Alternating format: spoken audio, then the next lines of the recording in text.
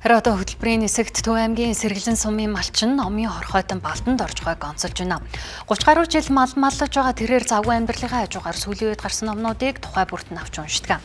Түүнийг нутгийнх нь чиргүүлдэ зээл 130-аар дүүрэн ном уншсан хэмээн ярьж төдөөгөөс зорж очин ном хаялцдаг байна.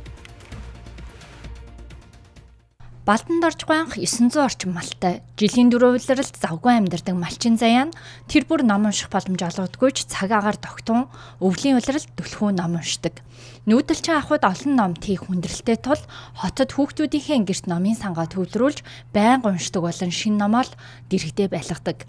Багаасаа үлгэр домогт дуртай байсан түүнийг ийн утга зохиолт хөтөлсөн байна.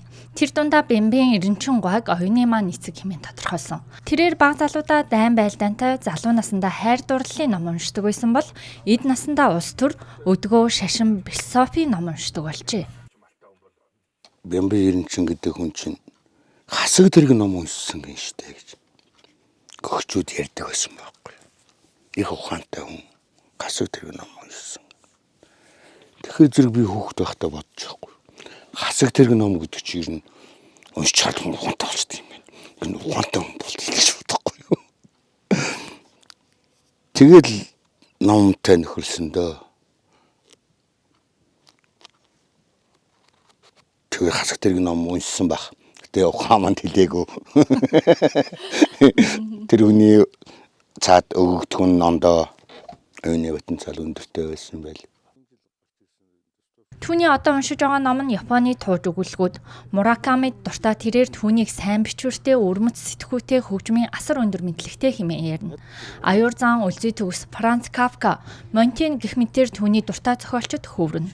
Анхандаа тэрээр таарсан номоо уншдаг байсан бол аюур зантай учирснаар утга зохиолын шинэ ертөнцтэй танилцсан. Юу таарснаа унших нь оюуны хордлого болно хэмээсэн. Монтенийн сонгомл эсэнүүд бол түүний байнга эргүүлдэг ширээний ном нь.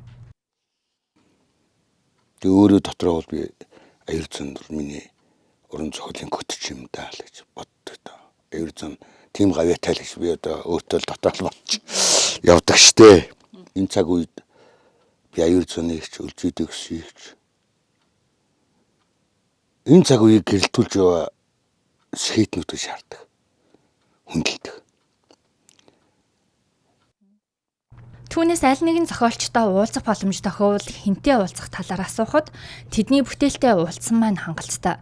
Тэрнээс хувь хүн нь тийм ч чухал биш хэмээн өгүүлсэн юм. Балтанд орж байгаа өссөн номоо унших нь юугаар ч хэмжээлшгүй аз жаргал хэмээсэн. Тиймээс ч тэрээр уншсан номоороо тэмдэглэл хөтөлж өөр хүүхдүүдтэй өвлүүлэхийг хүсдэг. Сайхан залуунаас бол бурхны бүтээл. Сайхан настан өвгөн байна гэдэг миний бүтээл гэж хэлсэн байдаг юм бил. Тэгээ би өөрийнхөө бүтээж л яваал юм да тийм ээ. Одоо манайхан буддын шашны зарим чадвар зарим нь ингээл ингэ цэндийн нэрмд сонгоо шалгандаа өнцгөөс харсан байдаг. Буддын шашин бол цагаан хэрмийн араар татсан шар хэрэм юм шүү гэж.